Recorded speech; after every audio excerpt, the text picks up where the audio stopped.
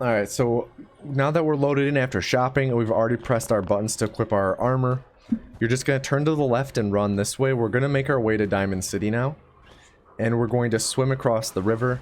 Make sure that you're sprinting this whole time, because sometimes your sprint will just stop as the world's loading in. And just for all these running parts, just pretty much mimic the pathing and routing I take. But just swim across the river. Jump up here, jump up here. You'll run out of AP right here. And then you should start sprinting again shortly after you round this corner. Usually at this divot in the ground right here is a good spot to start again. We're just going to run over to here. And there's a bunch of ghouls right here. Normally they aren't a problem, but I'm going to take my time to explain how to set up this, grabbing this cone to do a VLC clip. By the way, that's what clipping with cones is called, VLC clipping. So I'm going to use the command to kill them all once they load in, once they get in. Okay, that's all of them. So what you're going to do is pretty much sprint over the car to here. You're going to look straight down and just inch your way onto the cone until the reticle is on the orange. Like ideally about where it's at on the orange, if not maybe a little higher, like up to here. But like you want to be on the orange when you grab it. And then you're just going to run over to here. Avoid this car like the plague. This car we've named Herbie. If you're unfamiliar with the physics of Fallout 4, if you run into cars at certain angles, you will take damage if not die. And this car just has a very high tendency to do that because of its geometry. So steer clear to the left. Go to the... jump into this corner where the green meets the brown, like the green bricks meet the brown bricks. You can jump into this corner, but it's better to do this one just because it's slightly smoother if you get it first try. So you're going to just jump into this corner, hold S, and if holding, like, it should clip you clean through like that. If it doesn't, then I recommend either holding S and A or S and D. Either or. One of them should work. But you should clip straight through the wall. Sometimes you'll clip up into the room up there and you'll kind of be trapped in there. If you have enough pipe pistols, you should be able to drop one and clip out of this corner, but it's kind of like a lot. It's really hard to get out of that room at times, so just try to do the clip correctly and not get stuck up there. Maybe quick save beforehand. But once you're through the wall, you're going to run dead west, like straight west. There is an invisible wall right here that ends at this. So like right here I can't run through, but if I'm just a little to the left I can run through because I'm not on the you can run through right here, but not right here. So just run through here straight west. Stop sprinting. Like normally you'll be very low on AP. Stop sprinting around here. So when you enter, you will get full AP.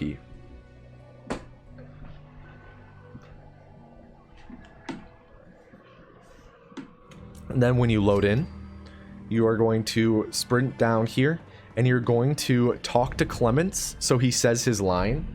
Otherwise he'll mess us up later. So just like this. So he says his line and then walk to the left. Then like so you get far enough away from him so he stops saying it. Usually it's just outside of the corner of this building or like past this post. And then once he stops, you go to this door and make a save. Because we're going to be load warping to that door in a moment. And then just sprint this way. One mechanic of the game is that you can sprint and prime a frag mine or grenade to throw if you have your weapon out. And we still have our security baton technically out. So what we're going to do is start holding the button to throw our frag mine. But we aren't going to throw it yet. So I'm holding G to throw it. We're going to run over to here by Nick's detective agency. We're going to throw it right, like, pretty much as we're running down the hallway, and then we're going to open the door, so it looks like that. Make sure that you throw the frag mine, like, to the brick wall back there, and not into the door, because sometimes it'll go through the door and get stuck in the building. So throw it, and then enter the building, and then immediately exit. What this does is pretty much, it makes it so that we don't have to go and rescue Nick in Park Street Station in Vault 114. It messes with the triggers and pretty much makes it so that if once we kill Kellogg before ever meeting Nick, he spawns back in his agency. But once we are back outside, we still have our punch warp set up from when we jumped. We made that jump over the river and made a save as soon as we threw our frag mine. So we still have that punch warp set up. So what we're going to do is actually just turn here, look to the frag mine, trigger our punch warp by just attacking it in VATS, and then hold A and S. We aren't going to move our mouse, we're just going to hold A and S. So holding A and S, and now the screen is pitch black. And this means that we have now corrupted our game, which is good. This is what we want to do. We have now entered the hex zone. It used to be called the fuck zone, but we called it the hex zone now. Pretty much our game is corrupted. And that used to mean bad, like, oh, our game is kind of fucked now. But now it means good. I'm recording this on a different day from the last recording, so when I recorded the intro and everything, so I need to launch my Pip-Boy app again because we're going to use it in a moment. But once our screen goes pitch black like this, we can't access our Pip-Boy. Like in the game, we can't really do anything, but we can make quick save. So we're going to make a quick save and then load the save we made outside of the chapel. And we're going to load warp on this door. And this is... load warping on a door like this is different than load warping on like the sewer, or later on we load warp to a cave. It's different because we can't just quick load during the fade to black. We actually have to quick load at a certain point in the door's opening animation. So with this door, pretty much watch the handle. Watch the handle and listen for audio cues. The handle's gonna go down, and pretty much the moment we want to have the quick load trigger the moment that the handle goes horizontal like this again. So timing like that looked pretty good.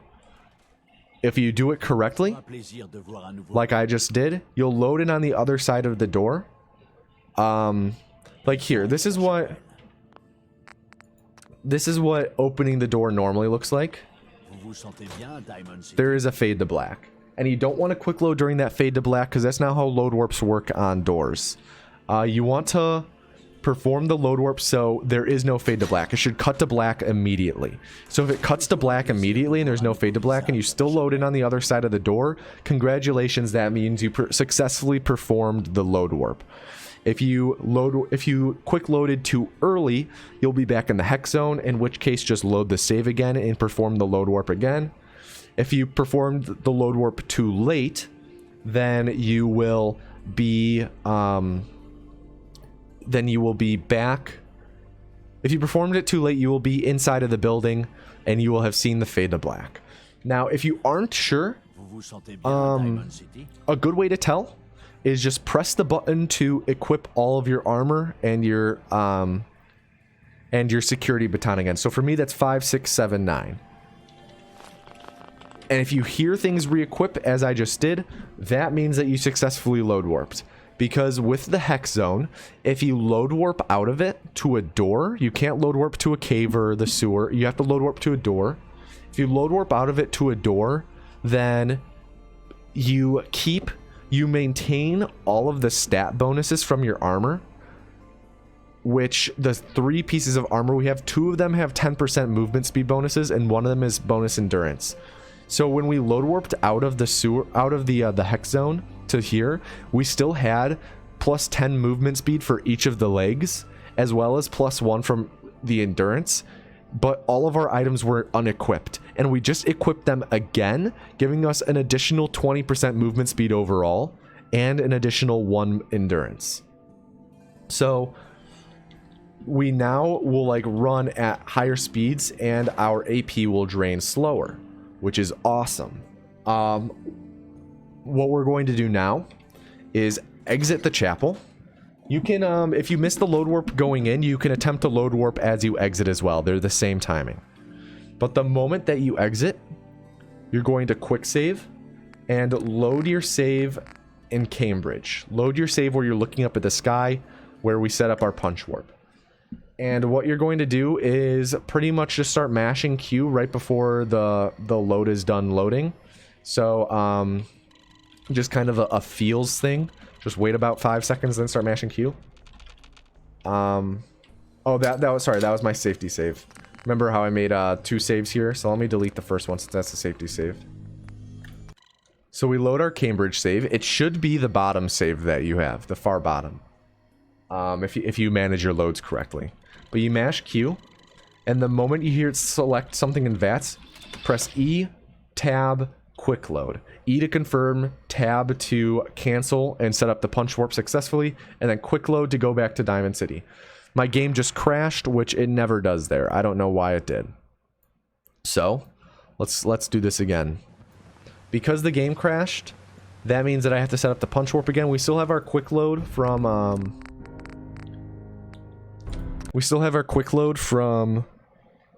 Diamond City, so as soon as we load it, I'm just gonna keep mashing Q. Set up the punch warp as well. So Q, E, tab, and then quick load. So Q, E, tab, quick load. So I should have a punch warp set up now.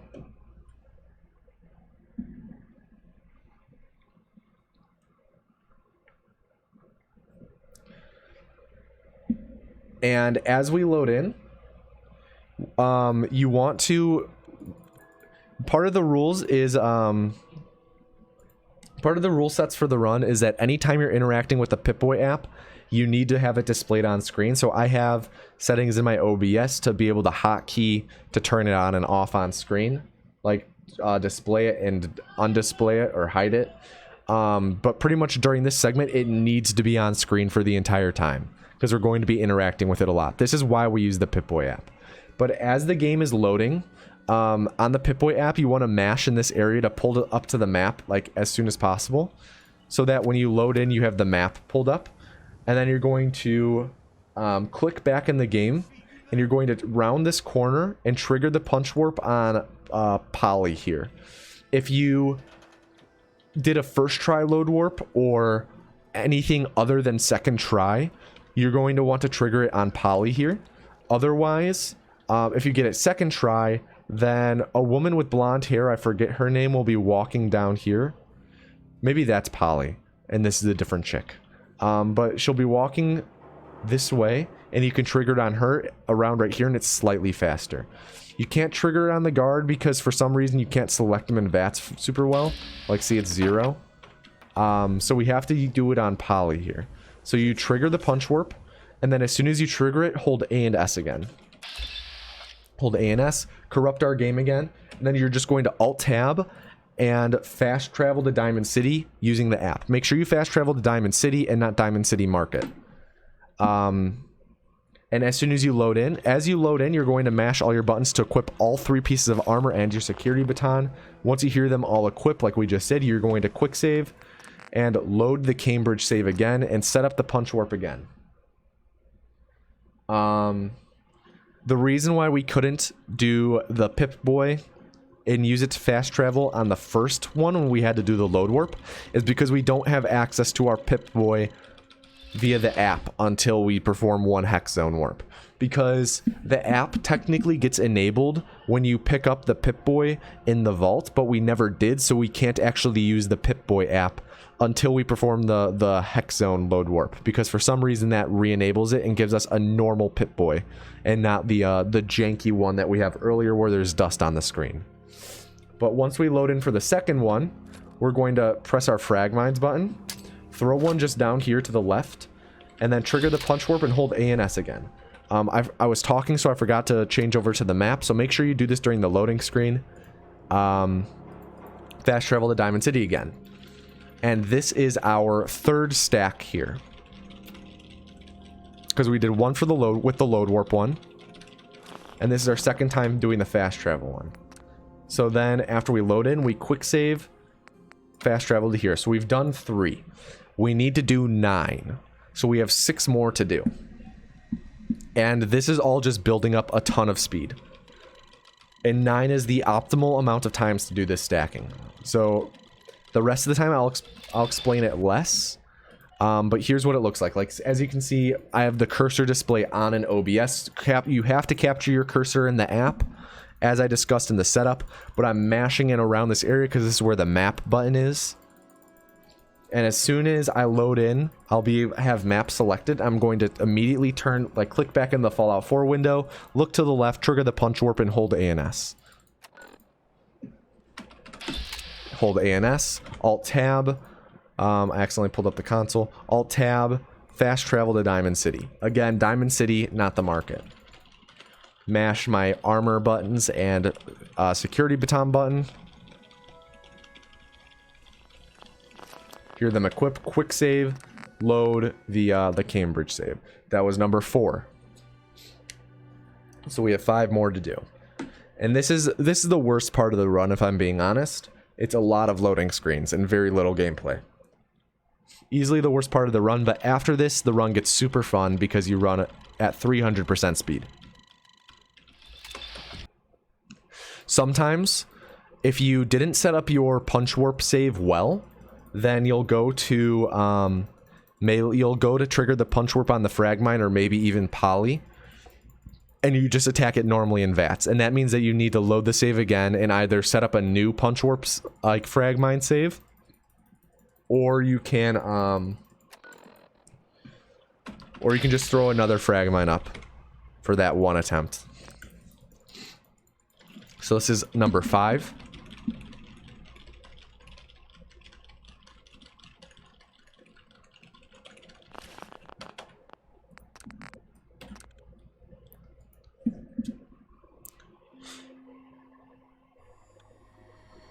And then for splits, I have a split for every single stack, just so I don't lose track of what number stack I'm on, because it's very easy to lose track.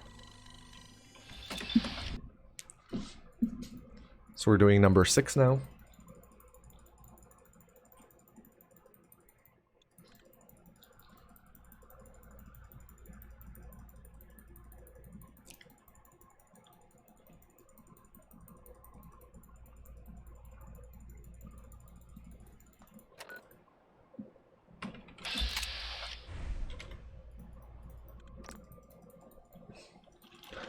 Mash the armor buttons and the security baton button to re-equip them. Hear them re-equip, quick save, load the wrong Cambridge save there.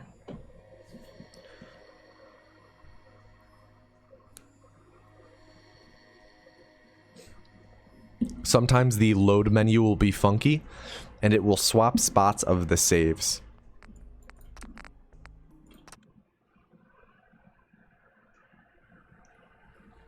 Pretty much look at the image of the save, that like the preview image, and that's the save that you're loading.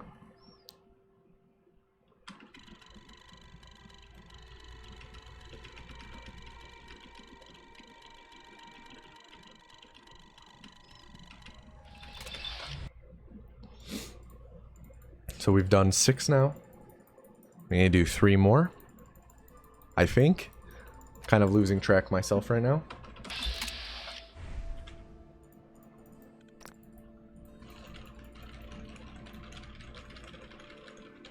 Sometimes you might accidentally fast travel to the Diamond City Market. I'll show you what to do if that happens on the next one. So that was number 7. I'll show you what happens if you fast travel to the Diamond City Market on accident after this stack. It's pretty straightforward.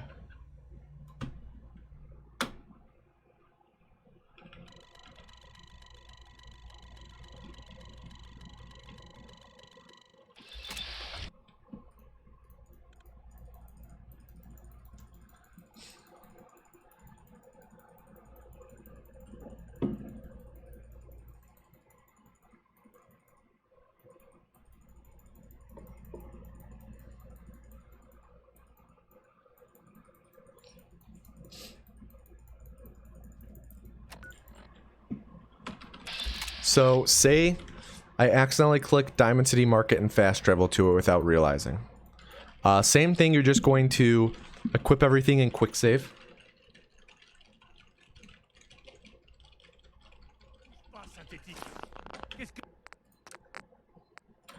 And luckily, there's that whole confrontation going on since it's our first time in Diamond City. And when we load, after we set up the punch warp, when we quick load, there will be 2 Diamond City guards running past us. And you should be able to quickly trigger the punch warp on one of them. This only really works for like the one time though. You get like the one mistake at Diamond City, fast traveling to Diamond City Market on accident. If you do it again, you can just go and trigger it on someone else. But we get a little get out of jail free card with the guards, as I'll show in a second.